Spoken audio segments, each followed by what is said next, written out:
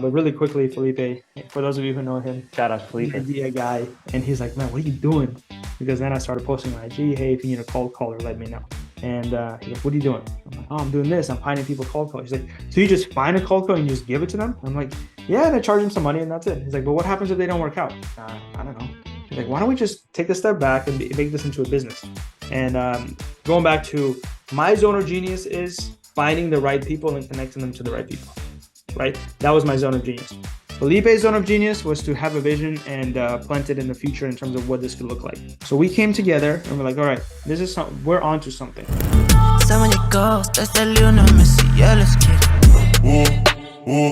Look at me, habibi.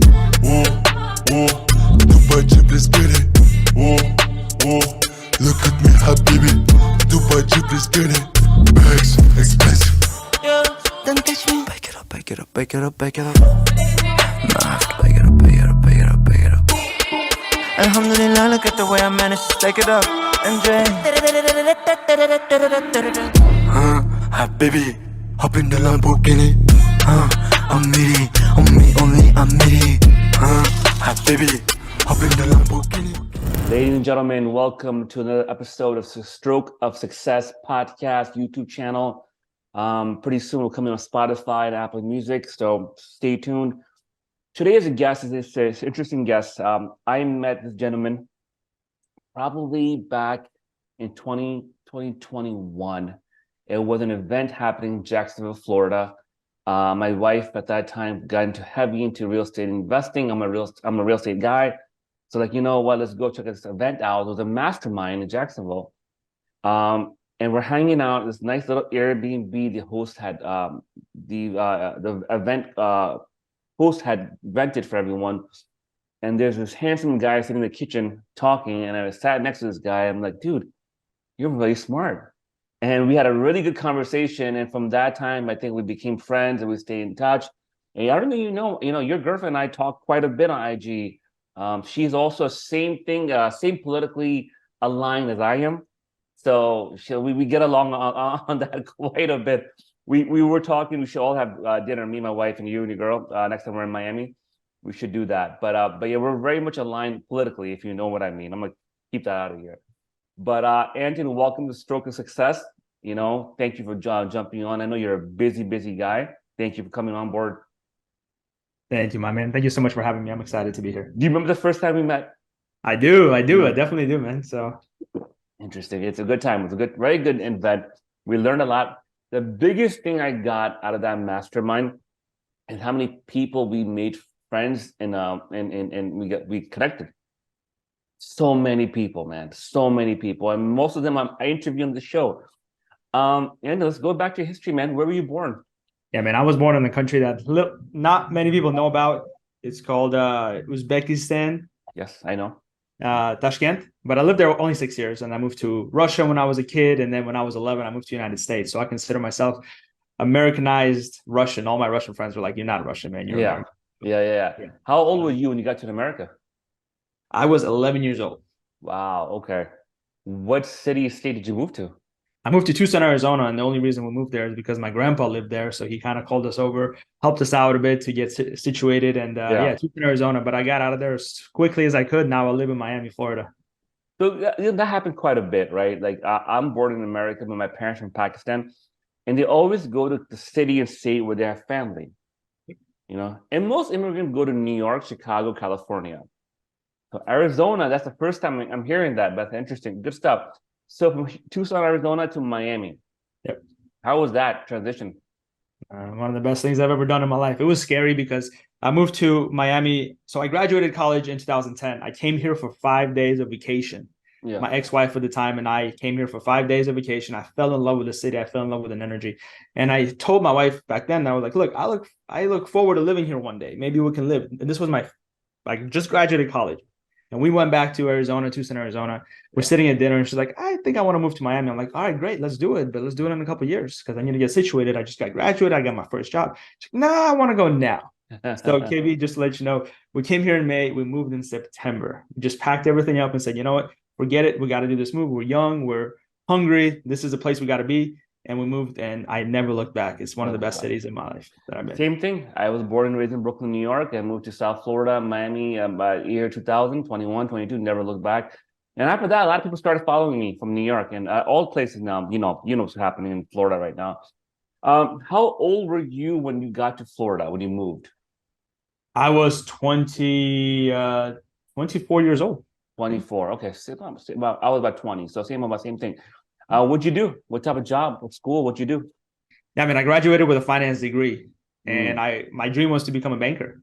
I saw the Wolf of Wall Street movie. I said, this is exactly what I want to do. I want to work on Wall Street. I'll start in Miami, and I'll work my way up to New York one day. And then, yeah, Miami was just a warm place. We didn't want to go to New York because of the weather. So we thought Miami is the second finance capital on the East Coast of the U.S. So we decided, you know what, let's go ahead and start here. So I moved to Miami without any experience of a job. I worked for a couple of months in a bank in Arizona, and I moved here, and I was like, all right, I'm going to go get a job at a bank and grow my career. And every bank that I went to at the time, it was 2010, financial situation was still kind of tricky for the finance market. And every bank that I went to, the first question that I got is, ¿Tú hablas español? And my answer was just a big smile, like, no. No. And yeah, so I didn't realize how connected Miami was to the South American financial system. So you have to know Spanish. Yes. So I sat in a month on my ass trying to find a job. I couldn't find a job, so I went to work at a restaurant. Wow. That's what I did in college. I'm like, I got to make some money. I'm paying $2,500 in rent. I'm not making money. I got to make some income. Let's just go and get a job in a restaurant. That's what I did for a couple of years. I'm sorry, not a couple of years, a couple of months. I'm sorry, a couple of years. For a couple of months, and then I got a job I applied for, because then I just started applying anywhere and everywhere that I could, KB, because again, I just needed income. And nobody would hire you because you didn't know Spanish and you didn't have experience. Finance market was still kind of shaky at the time. And long story short, I applied for a Russian-speaking chemical engineering translator. I have no clue what I never had a class in chemical engineering, chemistry, maybe back in high school. And I just like, screw it. I speak Russian. Let's go ahead and apply. I'll become a translator. At least I'll be better than working in a restaurant. And I got an interview. They said, hey, we like you. We want you to be a business development manager. Wow. Okay. Whatever that means. Sure. Impressive. Yeah. And I started working for this company in Miami. Not many people know it. It's a smaller chemical engineering company. But my first week on the job, my boss comes into my office and says, hey, can you go to China next week? Oh, man. I swear, man. I was like, wow. Absolutely. Yeah. So they put me in my second week of work. They put me on a plane to Hong Kong. I spent 2 weeks in Hong Kong working there. They have an office, training, all that good stuff.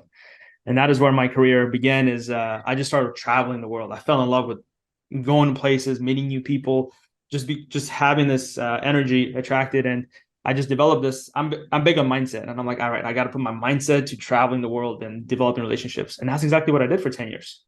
I did exactly that for 10 years with this chemical engineering company. I learned as I went.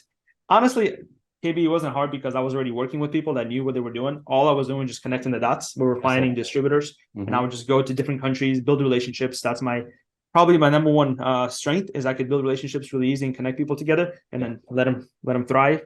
And that's exactly what I did. I traveled over 40 countries in 10 years. 40 countries? Yeah. Right now I'm at 45 countries of my list of where I've been. So I keep track now. Question, do you make good money? I did. Yeah. So I got to a point where I was making $120,000 a year in my income. Plus I was making commission. That was my base. And so I was making six figures. I was doing great. I was traveling for free, staying at nice hotels for free. Eating for free. I mean, it was a dream. Yeah. What's that? Eating, probably have your meals covered too, right? Everything. Everything. I was like this bachelor. Yeah. I mean, that's probably why my marriage broke off. I'm no longer married, but yeah, I was just traveling the world, and I would take my wife sometimes here and there. She wouldn't like it too much because I was working all the time. Sure. But yeah, meals, hotels, plane tickets. I was like, this is it. And then I got my MBA because I knew I wanted to climb more and one day become maybe a CEO of a company. I knew I wanted to become a CEO of one company one day. Sure. So I was living the dream, to be honest with you. I had no worry about money, where I was going. And the only problem that I had is I got a divorce. But, things happen in life, and they do happen for a reason. So 10 years, I'm going to write this down, but we shared some really good things here. Sure. 10 years you worked. Mm-hmm. And so I'm a big believer of law of attraction. Did you ever, as a growing up, did you have an intention to travel a lot? Or did you want to, or was it in the back of your mind?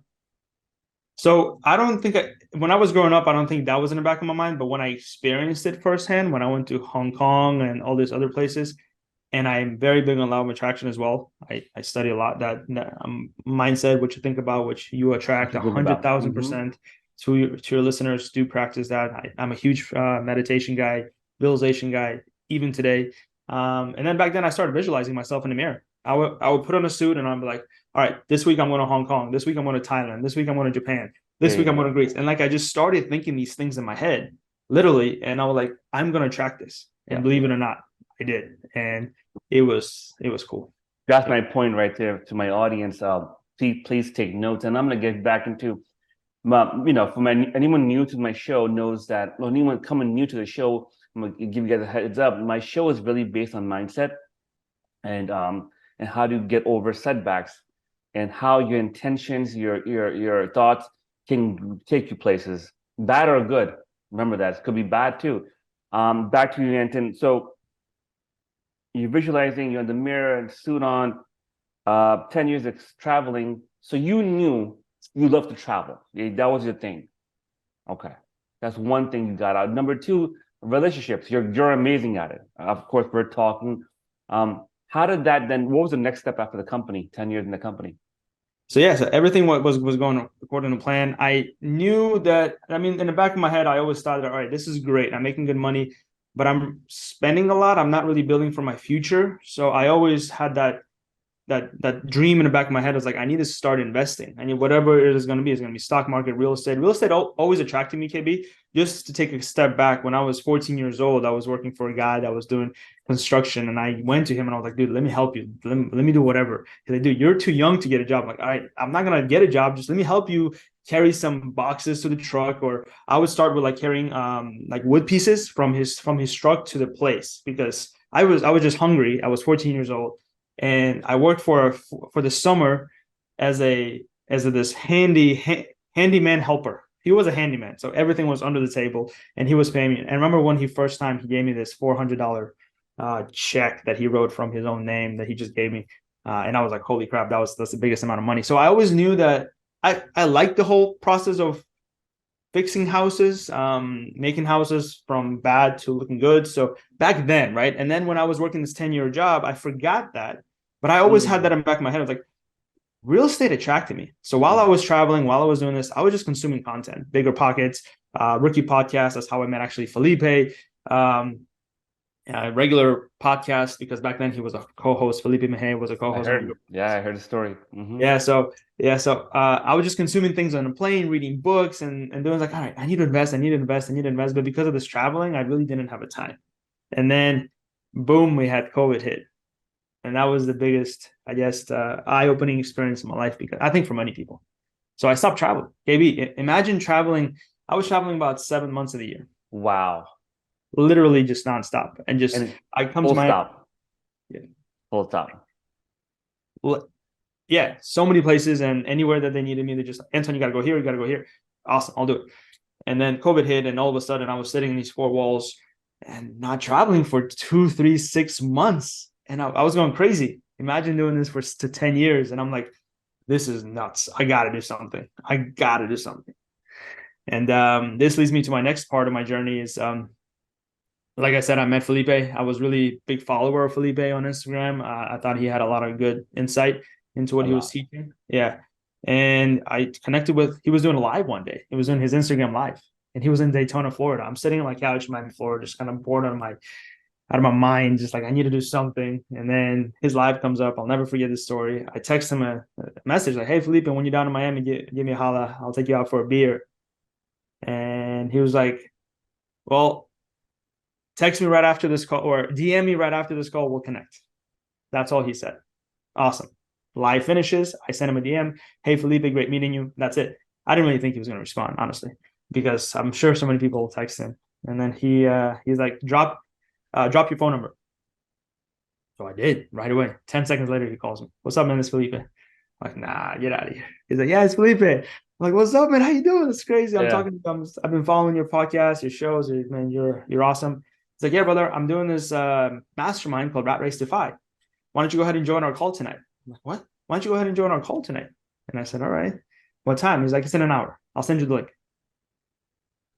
Okay. Like, and again, a lot of attraction, going back to what KB was saying, how I knew I wanted to do something. You don't usually know how it's going to happen, even traveling. I didn't know how I was going to, I mean, yeah, I was traveling, but I wasn't traveling as much as I really envisioned myself to and actually attracted myself to. So definitely consuming that content and reading those books, I think I attracted that to myself.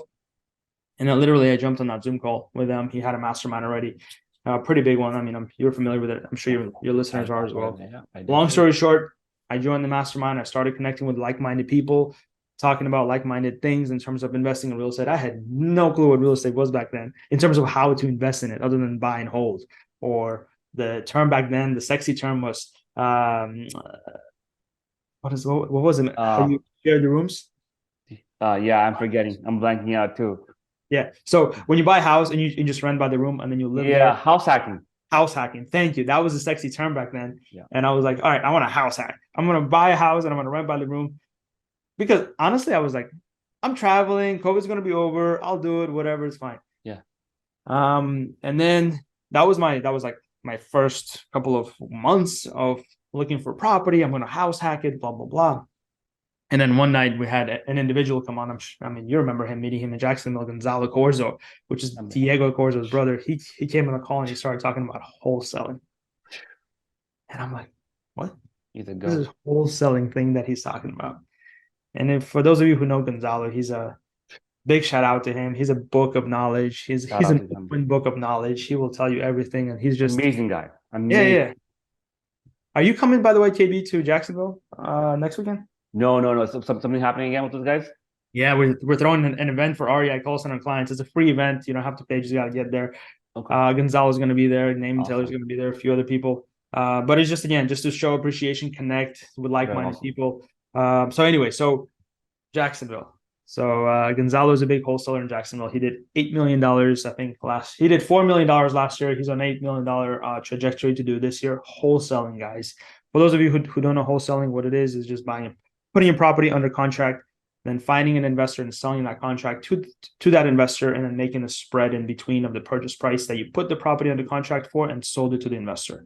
Usually that spread in between is anywhere, honestly, guys, between $2,000 to $12,000, but they can be lower than that and they can be a lot higher than that. But those are on average, you're going to be between $2,000 to $12,000 per assignment fee. This guy did $4 million of those assignment fees in 1 year. So he was talking about wholesaling, and then I got excited. I was like, I want to learn more. So I text Diego right after the call. Hey, Diego, what do I got to do to get an hour of your brother's time? Whatever I got to pay, I'll find a deal. I'll do the whole process. He can keep the assignment fee, and I'll pay him for his time. And Diego shoots me a text back. And again, guys, going back, just to take away on this one is, don't be afraid to ask. A lot of people get intimidated by people and like, oh no, they probably don't have the time for me, or no, they're too busy, they're too important for me. Guys, get that out of your head and ask. You'll be surprised how many people are, especially successful people like myself, like KB, like Gonzalo, are open to helping people that are asking and that are really interested, that are hungry. 100%. Of course, don't waste their time. Don't be like, oh, let me take you out for a coffee and pick your brain. Don't do that. Yeah. But add value. My value add was like, look, man, I'll find the deal for you. I'll do the whole process. You can keep the assignment fee. This is your business. Let me become the salesperson, like I did for the construction guy when I was young. Let me do the work, and then you pay me whatever you want to pay me. And I was even offering to pay him for his 1 hour of his time. So again, lead with value. That's awesome, man. Yeah. Taking 1 second pause and continue. Remember where you started from. I'm going to touch something here. Felipe called you. You got so excited. So I think when I'm realizing social media can make you a local celebrity. The more you're on social media, the more you come. By the way, like Felipe is not a movie star, he's not a rock star, but he's so much on social media, his personality. The more and more you consume it. And when he called you, Anthony, like, oh, is that really you? I had those type of moments with people too, and because I'm like, why am I like? But that's the power of social media. I'll be honest with you, and for me, now you're that type of person now. I see you on social media traveling, and I get excited when I saw you today on a podcast because I see you so much, right? So it's the same type of thing we saw movie stars on the screen. We saw NBA players playing basketball. Entrepreneurs must use social media all the time in the right way, because the more you use it, the more you put yourself out there, your brand will get bigger, and the better opportunities you will attract. Case in point, if Felipe wasn't as of a big personality on social media, and by the way, for those that don't know, he's a personality. He was on Burger Podcast. Burger Podcast, for those that don't know, is a huge podcast for wholesalers. It's their Bible. That's what they live by, right? And he was one of the co-hosts on there. He wrote chapters in books. So in his own way, he's a celebrity. But he wasn't like that always. He was a mover, professional mover from trucks. And I'm gonna interview him soon too. But so become a local celebrity in your world. Be the authority, provide value on social media, and you'll get people like Anton say, hey, I'll work for you.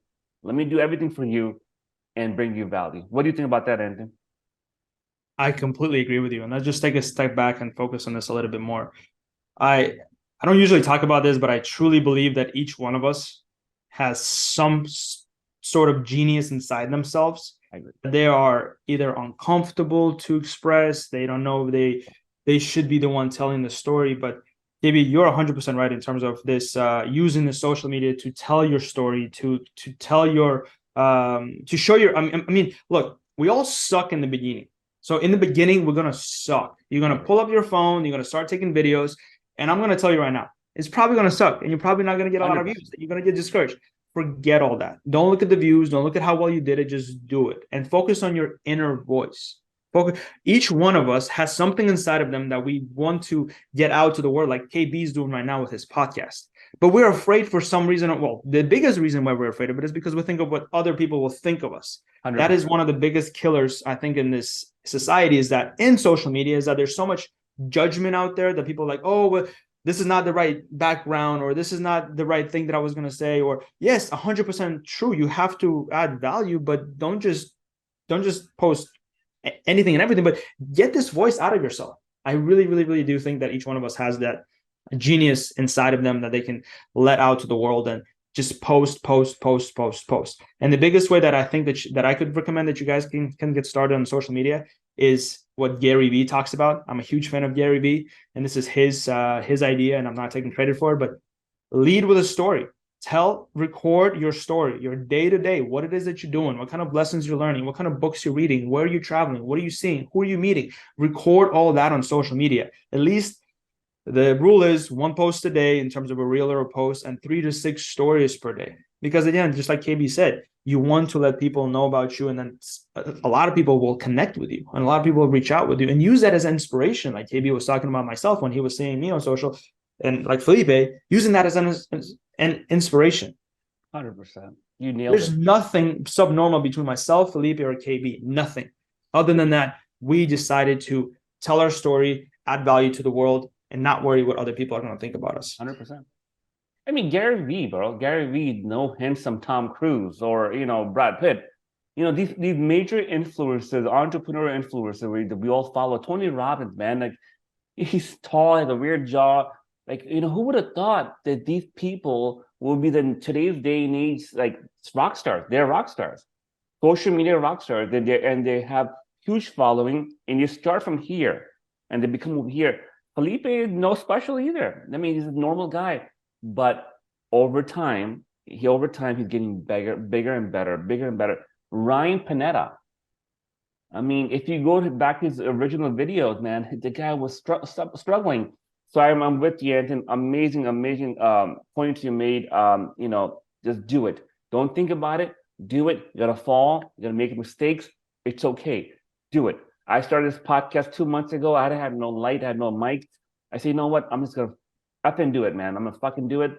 And I'm building a studio now. And slowly, I'm get better and bigger about it, right? So, anyways, Anton, so you met Felipe. We connected with him. And what year was that? Year 2000? COVID, first year. COVID to 2020, I think. 2020. Yeah, okay. 2020. We met me and my wife met you in 2001. August, July time, I think was summertime. Right? Okay. When I met you, I saw this, handsome Russian guy sitting there, charming personality. By the way, I'm gonna tell you something, and I'm not kissing your butt. I knew when I met you that you were gonna do something special, man. You and a few other guys there, I told my wife, I go, listen, he's gonna be something special. I have this gut feeling when I see some people, the question they ask, how they treat people around them, and how they provide value. That's one thing about you, Anthony, I always found amazing. You always provide value. You know what I mean? Most people want to take information out of you. You're always the one who want to help and give. At that time when I met you in Jacksonville, what were you doing? What was the situation like? First of all, I appreciate that. Thank you so much. Very, very humbling. Really. But yeah, back then I started wholesaling. So going back to that call with Gonzalo, I got on the call. Gonzalo responded to me saying, hey, man, I don't need your money. I don't need anything from you. Can you jump on a call tomorrow morning? That was Friday night. So tomorrow morning, 8 a.m. So Saturday, 8 a.m. I'm there. We jump on a Zoom call just like you and I right now. The guy's in the office taking calls, working. I'm like, Jesus, man, you're a freaking rock star. What are you doing? He's like, no, I just came in the office, got to get some work done. He's very, very chill, very easygoing, but he's a hustler, right? So and one of the biggest things that I love about G is that he focused on wholesaling. He said he we all have this shiny subject syndrome that we just want to go after whatever is a new shiny thing is, and Gonzalo just focused 100% on wholesaling. He said, I want to become the best wholesaler in Jackson. So that was one of the things that really attracted me to him. And we jumped on a call. He gave me a crash course on wholesaling in 1 hour.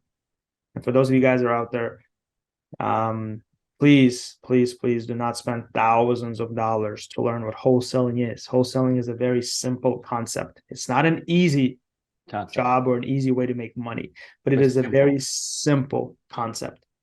So definitely, if you're interested, reach out. Like KB said, I would love to give back. I'll jump on a call with you and I'll go through what Gonzalo did for me as well. I'll provide his links on the bottom of this video. So reach out to him. IG. He's quick to respond right away. No matter where in the world he is, he responds to Anthony. Thank you for doing that. So especially say you're from KB, and I'll reach out to you. Go ahead. Go ahead. You saying? I was gonna say, when you reach out, say I'm one of KB's listeners. Heard your podcast, and I'll definitely connect with you 100%. Awesome, man. Yes, you're awesome, dude. Gonzalo, like you said something that got me to me. You said that he's very chill, but he's a hustler. It's so interesting. When I think of a hustler, I'm thinking they're fast talking. He's the opposite. He's a chill, mellow. But you're right. He's a killer, bro. That's the art of itself, right? What do you think? Yeah, I 100% agree. I think we all have our personalities. I think we all have our ways of doing things. But the most important things that I could take away from a hustler is no matter the good days or bad days, you got to come in and put in the work. Each day counts. You just got to show up and do the work. Don't think that you are spinning your wheels. And number 3, focus. Like I said, focus on one thing and become really good at it before you jump to the next thing. A lot of people just jump from one thing to another, and then it's like a ship without a rudder, the whole law of attraction. If you don't know where you're going, anyway, it's going to lead you there. So you got to know exactly where you're going, and every single day take steps to get there. And that's what Gonzalo did since he started. We each have our own personalities. So I know a lot of people who are just type A, go, and they're doing great. And then there's a lot of type A's, go, and they just don't have the focus. Focus is, I think, the number one thing that separates those. Number one. I agree with you. So yeah. So Gonzalo was one of those hustlers who just came in and put in the work and focused and said, you know what, I'm going to be the number one wholesaler, and that was his goal. And I made it my goal to I put a number in my journal, and I said I want to make $50,000 from wholesaling this year. Again, don't shoot. Yes, we all heard shoot for the stars. Great, sure. Of course. Long-term 25-year goals, definitely make them as big, as crazy as possible. If they don't make you uncomfortable, then they're not big enough yet. But that's 10, 15, 25-year goals. For those of you who do not know this, but one of my biggest things is Starbucks. It took Starbucks 25 years to become the number one, what they are today. Yeah. Right. So don't think that overnight success in my book, I don't think it exists. It's hours and nights and nights and nights of putting in the work, just like KB is doing in terms of his podcast right now. If he wouldn't do this episode number, I'm not sure what episode number this is, but episode 500 would not happen without this episode. Exactly. So it doesn't matter. Come in, put in the work, and get there. It's steps. And then so that year I did $56,000 in wholesaling. I reached my goal. That was great. I thought I was doing amazing. And so I don't know which way you want to take the story, because there's so many things that we're talking about right now here. Whatever's coming to you. Sure. Yeah. So that year, I really, just like I said, I wanted to become really, really good at wholesaling. I forgot house hacking. I forgot flipping. I forgot buy and hold. And I just started wholesaling. I still had my W-2. I would come in, have my W-2, come in at night and do 2 hours of cold calling. Cold calling sucked. For those of you who do cold calling, you know how bad it is. It sucks, but you got to do it. I'm going to say out there right now, we own the #1 cold calling company in the nation, but I'm going to tell you right now, if you've never done cold call, don't come and hire us, because you really got to put in the work and really know what cold calling is. To appreciate what you guys do. Exactly. What Gonzalo said. Gonzalo didn't share his secrets with me right away. He said, pull a list, get the phone numbers by skip tracing the list, and pick up the phone and start dialing. That's exactly what I did. It sucked. But KB, like I said, every single day you got to put in that work. You get better and better and better at everything that we do. Whenever we start, we suck at it. But the more work we put in, the more reps we put in, eventually we become really, really, really good. And I don't want to say I became really good, but you start thinking of ways of working smarter, not harder. So I did my first deal. I was super excited. I made like $2,500 in that deal. Like I said, guys, don't think that your first couple of deals are going to be $20,000, $30,000 that you see on Instagram. Small deals, it doesn't matter. Going back to Gonzalo really quick, guys, $4 million of wholesaling fees. If you look at his roster of all the wholesaling fees that he did in his office, and he's very open about it. If you go into his office, he has all the assignment fees up there. Yep. A lot of them are like $1,000 here, $2,000 here, $750 here, $5,000 here. So put in the work and get those reps in. It doesn't matter how much you make from your first deals, but that experience is going to take you a long way. So I did my first deal, $2,500, and I'm like, gee, man, this is crazy, man. How do you do all these cold calls? How many cold callers do you have in your office? And he was like, dude, I don't have any cold callers in my office. I outsource them all. What?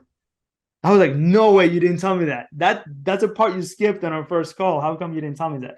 And he said, because I wanted you to put in the reps. I wanted you to understand what it is. So again, for those of you, if you're interested in starting in wholesaling and cold calling, do the work yourself first before reaching out to experts, because you got to understand how the process works. And again, reach out to me. I would love to jump on with you guys, and I would push you to make your first 50 calls yourself, to pick up the phone and make an introduction. Say, hey, I would like to buy your property. Long story short, he told me that he was hiring outsourcing. Done. Say less, my man. I started hiring people. Boom, boom, boom. I started posting on Facebook, on Craigslist, anywhere that I could, looking for a cold caller. I went through about 4 or 5 cold callers before I found one good one. And I started having one cold caller that I would train, I would manage, and I would just have them do the calls for me. Felipe reaches out. Felipe is like, hey, Anton, no, I'm sorry. Take a step back. He calls me on Rat Race to Fi, the mastermind that we were talking about before. He was like, look, man, I'm in to talk about what you're doing, because you're doing pretty well, and you just started, so you need to inspire people and push them too. Sure. I came in on their call. I talked about what I was doing. I talked about how I'm using a cold caller to do my calls, and I'll do the acquisitions. And next thing you know, of course, next day everybody's like, hey man, can you help me find a cold caller? So people start blasting you on Slack from the mastermind, like, hey, can you help me find a cold caller? Sure. KB, and like I said in the beginning, lead with value, guys. I started looking for people for free. I didn't charge people at all, because I'm like, look, man, this is mastermind. And again, going back to the power of law of attraction, power of karma, whatever you put out in the world, you're going to get 10 times back. I guarantee you guys. Don't be afraid to put out work. And of course, don't let people take advantage of you, but genuinely add value to people that you think need that the most. So in the beginning, I just started helping people find a call. Yeah, here's my ad that I post on Craigslist. Go find it. I mean, I would answer the questions. Of course, I would expect people to put in the work themselves too. Hey man, I'm having issues with my ad. Great. Let's go ahead and take a look at it. What's going on? Help them do that. And then people are like, oh man, great, thank you. Felipe finds out. Felipe is like, hey man, what are you doing? I'm like, I'm helping people find cold callers. Oh, that's awesome, man. Can you help me find a cold caller? I'll pay you. And again, back with leading value. Like, no, Felipe, you don't have to pay me. Like, no, man, this is your time. You're putting in the time. I gotta pay. It's like, look, bro, you gave me enough already with your mastermind.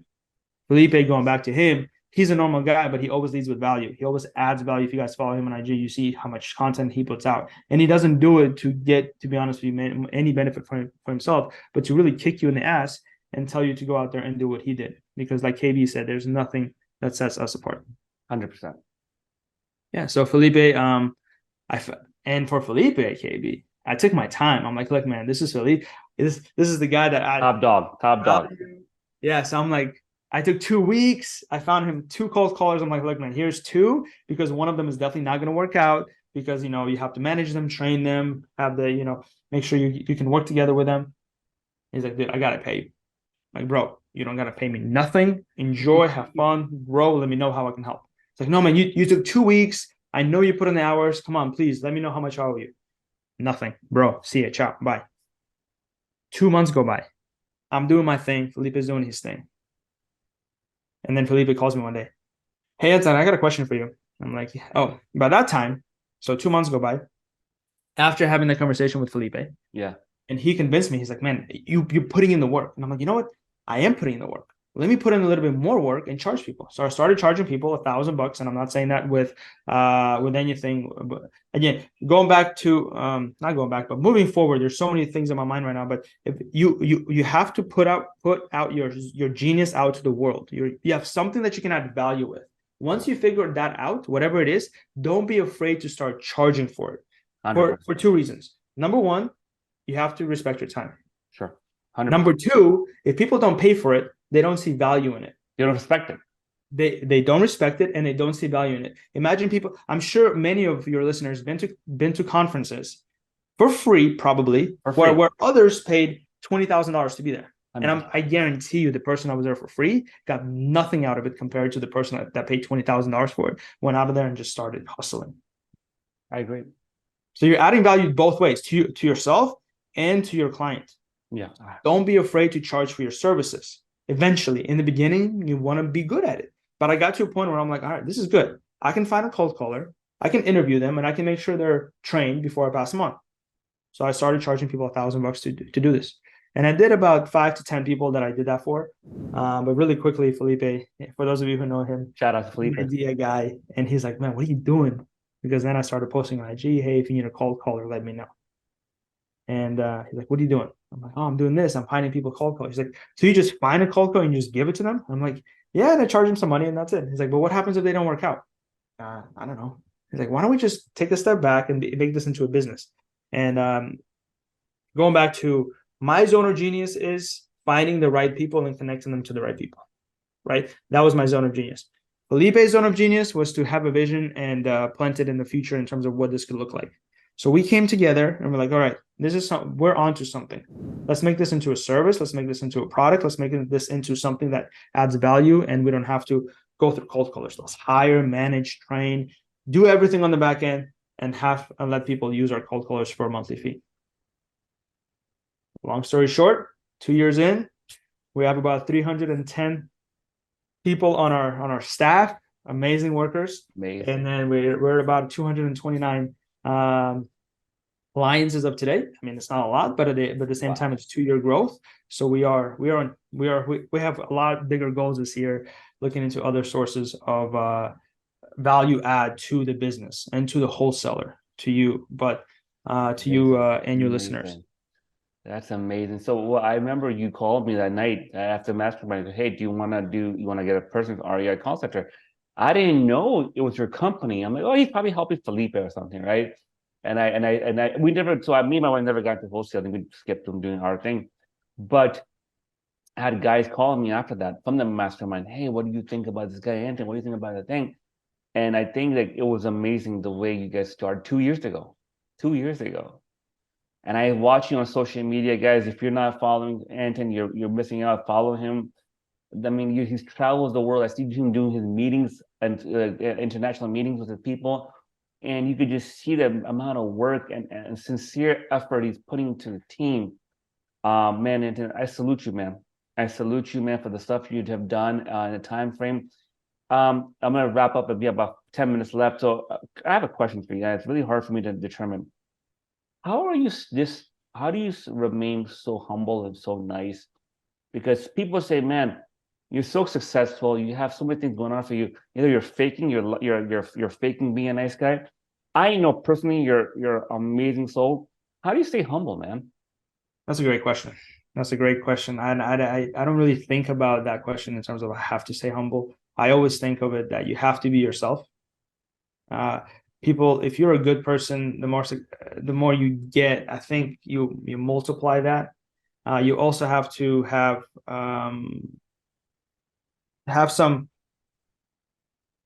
people in that you I don't want to call admire, but for example, for me, one of the biggest people that I follow and look up to is Richard Branson. And I see how he leads and I see how he treats his people. He's a freaking billionaire and he acts like you have to be humble. You cannot let your ego take over no matter what happens. We will, the more successful we get, we start having these thoughts. I'm like, oh, I'm better than this, I'm better than that. And then you realize you're not. You're really not. You're a person that it was blessed to add value to this world, and you have a gift. And thank God that I was able to find that gift early enough. And for those of you who are listening who have not found that gift yet, I'm sure you know what it is. You just haven't really expressed it to yourself. You haven't built it out of yourself. I know you know that you're good at something, and just add that to the world. I'm also a really huge reader. I'm a huge reader. One of my biggest the books that I love the most, for those of you who haven't read it or have not heard about it, is called The Surrender Experience. And in that book, the author talks about how he surrendered to the flow of life. You have to, bad things will happen, good things will happen. You will find good people on your path, bad people on your path, but you have to trust the universe, trust the law of attraction that we were talking about, that the future is where you are headed to. You must have that vision. You must have that goal. You must know where you're going. And whatever happens day to day, bad or good, know that there's a reason why this is happening. And Surrender Experience is a phenomenal book. Again, the guy is a billionaire. He started as a monk, and then he not a monk, he just meditated all day. Sure. And he just let life take over, and then he built companies, and then he's a billionaire now. But he's a great. What's it called? I'm gonna order it right now. Yeah, for sure, man. You have to read it. It's called The Surrender Experience. Awesome. So that's my next question I'm gonna get into. Thank you for sharing that. What's your daily habits of success, right? So some people say, hey, I'll give you an example. maybe I wake up 4 o'clock in the morning, I do workouts, and I do this, da, da, da, da. Some say, you know what, man, that doesn't work for me. I wake up 8 o'clock in the morning. Some say I wake up 1 o'clock in the afternoon, but I'm up to 4 o'clock working international time. I work with people in Spain, in Pakistan, in Russia.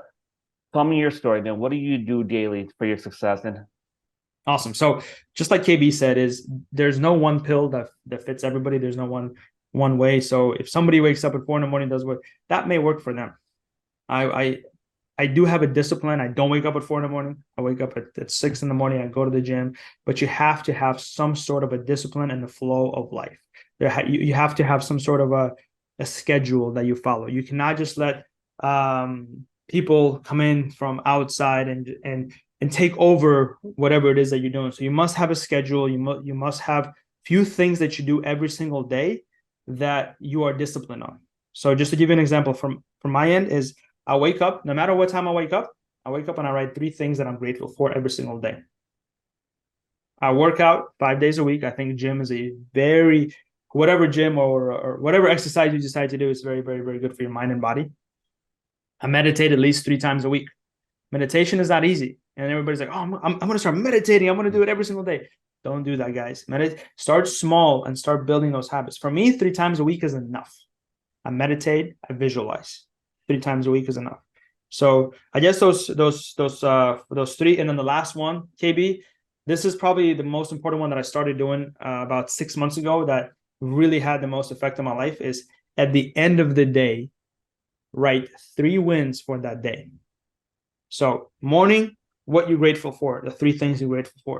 Gym, your day-to-day, you have a schedule. Hopefully you do follow a schedule, but start small and build on it. At the end of your day, please guys, sit down and just write 3 wins for the day. That does 2 things. Number 1, it ends the day on a good note.